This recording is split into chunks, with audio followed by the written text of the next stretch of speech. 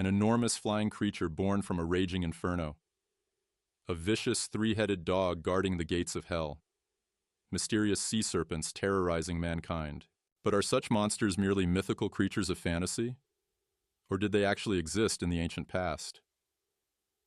There was some kind of experimentation going on. Let's take this animal and give it two heads. Let's take this dragon and give it wings. These creatures are direct products of extraterrestrial genetic experimentation in our past. Millions of people around the world believe we have been visited in the past by extraterrestrial beings. What if it were true? Did ancient aliens really help shape our history? And if so, might the beasts and monsters of ancient legends actually have been the products of advanced extraterrestrial intelligence? Surfside Beach, Montauk, New York, July 13, 2008. A 26-year-old woman and 3 of her friends discovered the carcass of a strange-looking creature that had washed ashore. It looked like a hybrid creature that had the claws of a raccoon, possibly the beak of a bird, and perhaps the body of a dog. A very unusual creature. A photograph was taken and circulated. It started popping up all over the internet. It went viral. People couldn't identify the animal because it didn't resemble anything known. It looked like a mixture of different animals, and because it looked so strange, it provoked a lot of theories. Is it just an unknown animal? Could it be some sort of hybrid creature? Something that has been genetically tinkered with in a lab? Some believe the mysterious creature is a hybrid beast, perhaps created at a nearby government testing facility, the Plum Island Animal Disease Center.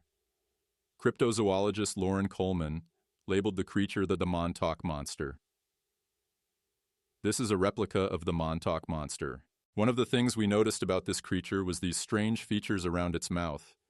It looked like a beak. We didn't know what was going on here. Was it a griffin? Was it a creature? Was it a giant turtle? But indeed, that was decaying flesh that had come away from the skull. Other features were the strange-looking feet and the body. Because the picture had no scale in it, we thought it looked enormous. But on the body, these white objects here really define the size. Flies on the creature, which then determined that the scale of this creature was very small. Unfortunately, someone grabbed the carcass and supposedly took it to his front yard, and then it ultimately vanished. So the only evidence we have of this creature is the photo.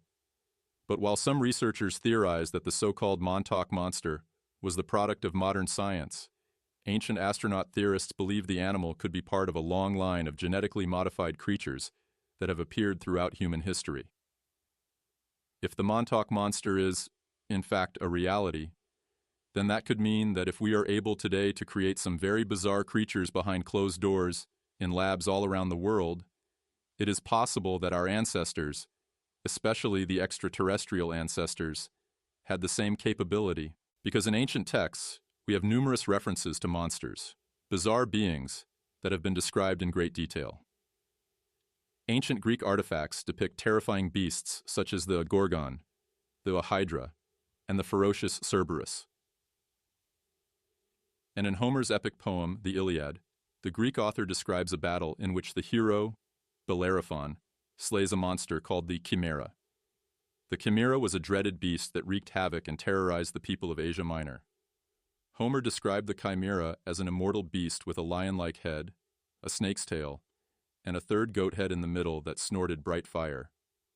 The notion of chimeras and hybrids is one that has been part of the human psyche for millennia. When you think about things such as the Minotaur, Pegasus, Anubis, this is something that either we have imagined or that has been created at one time. These beings, these monsters, serve more of an ethical purpose in mythology than they are catalogs of something literal, because storytelling and fiction are just a part of what we are as human beings. But did mythic monsters merely spring from the imagination of our ancestors, or might they have actually existed? Ancient alien theorists believe in their existence and that evidence can be found in the relics of the past. To suggest that all of these creatures were nothing else but fantasy, in my opinion, doesn't really hold water, because our ancestors weren't stupid. They depicted what they saw. We find these mixed hybrid beings all throughout Egypt, as sphinxes, as griffins, as bizarre creatures that, according to the ancient Egyptian texts, did exist. They were not a fantasy of our ancestors' imagination. Just imagine there is a mother spaceship traveling in the universe for centuries and centuries. Then they find a solar system with a planet with the possibility of life like Earth. They observe on the Nile a crocodile, a living creature which obviously is resistant to the heat. They observe a lion with its power, its muscles. And now they start to think, we could use a mixture of this creature on another planet. And now, by genetic design, they start to create mixed creatures. Some of these mixed creatures did exist in the past. The griffin was a mythological creature that had the body of a lion, with the head and wings of an eagle. The lion is the king of beasts. The eagle is the king of birds. So the griffin was the king of all creatures.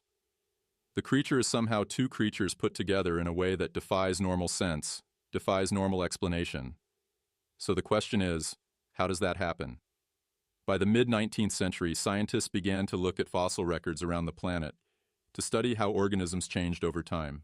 Naturalist Charles Darwin theorized that all life forms share a common origin and have evolved over the centuries through a process called natural selection. Might the hybrid monsters of ancient religion and myth really have been the result of evolution? Darwin's theory of evolution by natural selection is a mechanism by which life forms can change from one into another. It relies on the principle that organisms that have certain traits, mutations, may be advantageous in the struggle for existence, in the struggle for reproduction, and those traits are the ones that will be perpetuated over time, over many, many generations. Certain different species can breed if they are genetically close, like the donkey and the horse, like the wolf and the dog. However, cats and dogs will not mate because, first of all, they don't have the biochemical signatures to mate with each other. And plus, their genes are so different that the chromosomes just won't line up properly to reproduce. It's impossible. But if Darwin's theories on evolution and natural selection cannot explain the origins of ancient beasts and monsters, then where might they have come from? Perhaps the answer cannot be found on Earth, but in a place much farther away. Southern Pakistan. In the middle of the Indus River Valley lie the ruins of Mohenjo-daro. This ancient city, whose name means Mound of the Dead, was one of the largest urban settlements in the world in 2600 BC. The ancient city of Mohenjo-daro had what appeared to be streets that were laid out parallel and perpendicular to each other, like a modern city. The homes actually had their own toilets, and they had a very sophisticated sewer system, so it looks like a very advanced city. Ancient astronaut theorists have long thought this site was also the epicenter of a nuclear explosion that occurred more than 4,000 years ago. Skeletons were found in positions suggesting instantaneous death, and some of those skeletons, as measured by Soviet scientists, had 50 times the normal radioactivity. They found pottery that had been fused. Walls were heated to such an extent they became vitrified or glass-like, suggesting some sort of ancient nuclear weapon was involved. According to the Mahabharata, the ancient holy text of the Hindus, white-hot smoke rose in infinite brilliance and reduced the city to ashes. Horses were burned by the thousands, and corpses were vaporized by intense heat. And afterwards, a big silence came over the entire land, and people started to have boils on their skin. Their hair started to fall out and their nails. There's only one thing that causes this, and that is radiation poisoning. It's radiation fallout. So the question then becomes, when events happen in a place where there is extreme radiation, what impact does that have on human life or on other life present there? Could this explain, for example, why creatures were born with more than one arm or more than one leg, which then somehow became deified? Because even to this day, we know that in civilizations where abnormal human beings are born, somehow the touch of God is seen to be part of this creation. According to the ancient Hindu texts, after the carnage at Mohenjo-daro, a fearsome flying monster appeared in the sky. It was called Garuda. In the Mahabharata, the Garuda is a massive bird-like creature. A red face, red wings, talons so huge they would block out the sun. There are stories that it would let a certain god, Vishnu, ride on him on occasion. Each and every time he would show up descending from the sky, he would create hurricane winds, and upon his descent, the earth would shake, dust would fly in the air, and everyone in the vicinity would be absolutely terrified. Now here we have a carving of Garuda, and if we look at the top, yes, they look like feathers, but at the same time, they could be interpreted as big, gigantic flames. According to Hindu mythology, Garuda is born out of this cosmic event, this war and destruction that happens at the end of every age. Could this have been somehow connected to exposure to radiation? Being born within a zone of high radiation? We cannot know the answer, but we do know that within India and within Pakistan, there are known zones of higher radiation than normal. Logic dictates that somehow genetic anomalies would have been born within those places. If Mohenjo-daro was, in fact, the site of an ancient nuclear attack, could it be possible that Garuda was a mutant beast created as a byproduct of intense radioactivity? We tend to have a science fiction view of what mutation is. We think of mutations being caused by radiation, and they cause outlandish features and gigantic-sized insects and so forth. But in fact, mutations happen all the time.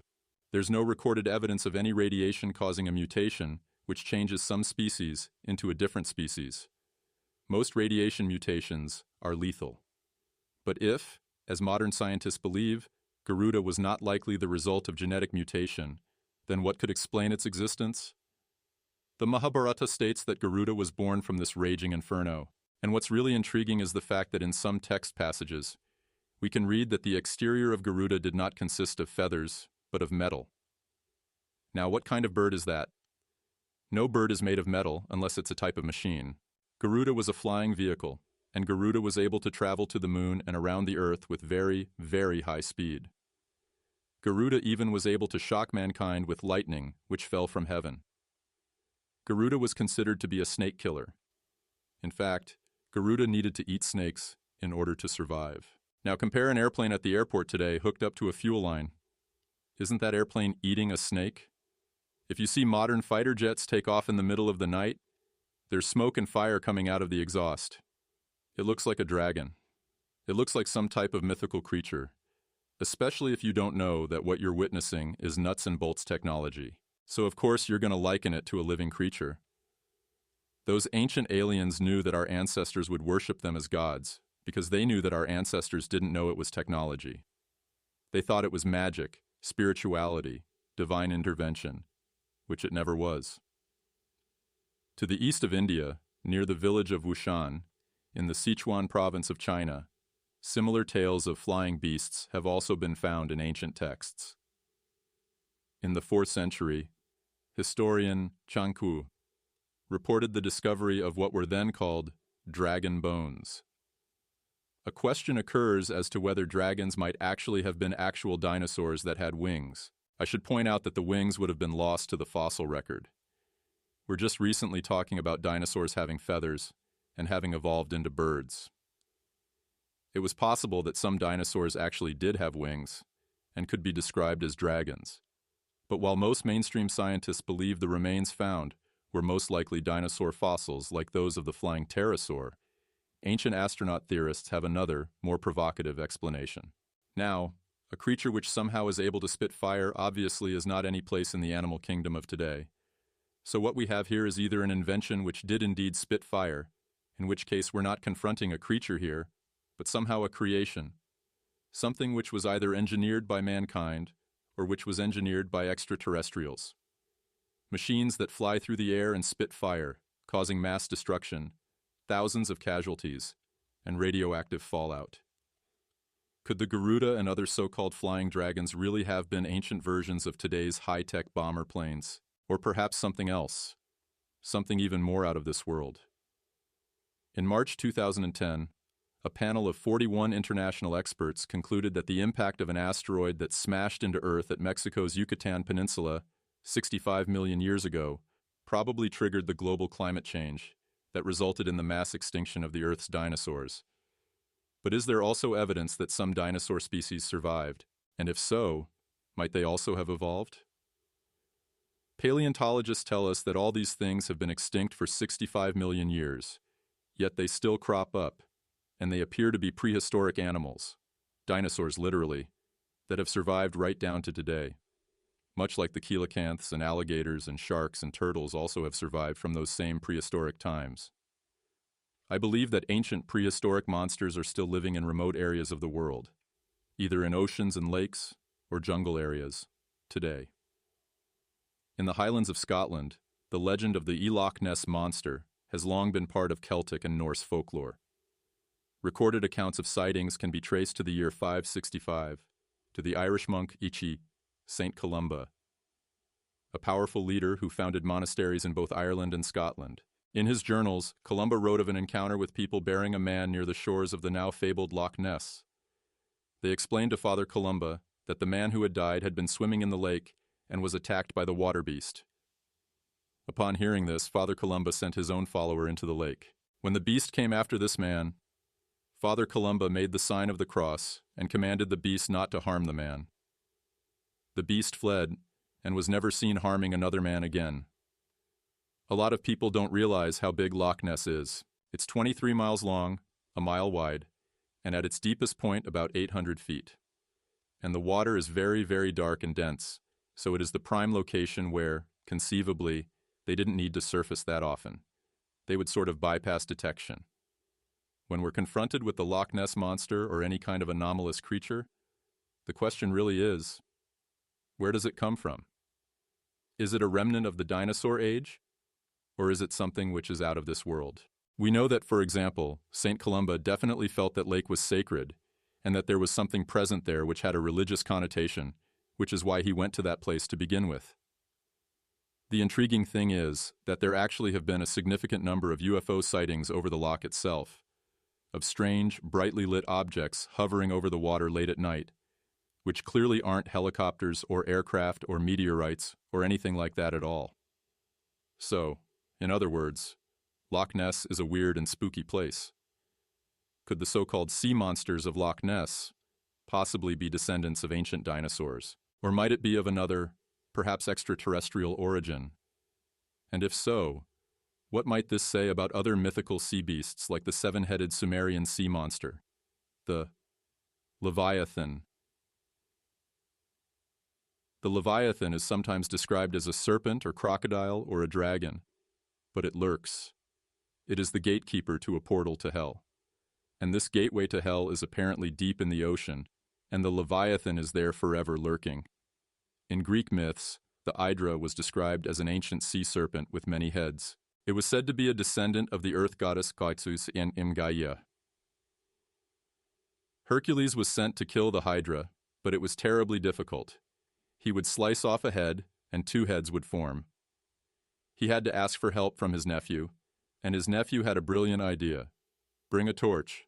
Fire might keep the heads from forming. So Hercules would bash off one of the heads, and his nephew would essentially cauterize the neck so that another one wouldn't form. And in this way, the Hydra was finally defeated. In the case of a Hydra, we have something which has several heads, which is, once again, a category of a creature you would not expect to see. So we're either confronted here with something which was genetically engineered, or which genetically went wrong.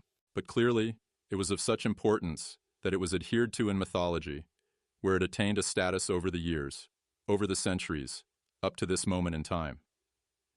According to Scandinavian legend, the Pax, kraken are legendary sea monsters of gargantuan size, and are said to have roamed the seas off the coasts of Norway and Iceland. This fearsome beast was infamous for its attacks on sailing ships. The danger was not only being attacked by the kraken, they would come up to the surface and were enormous, the size of small islands.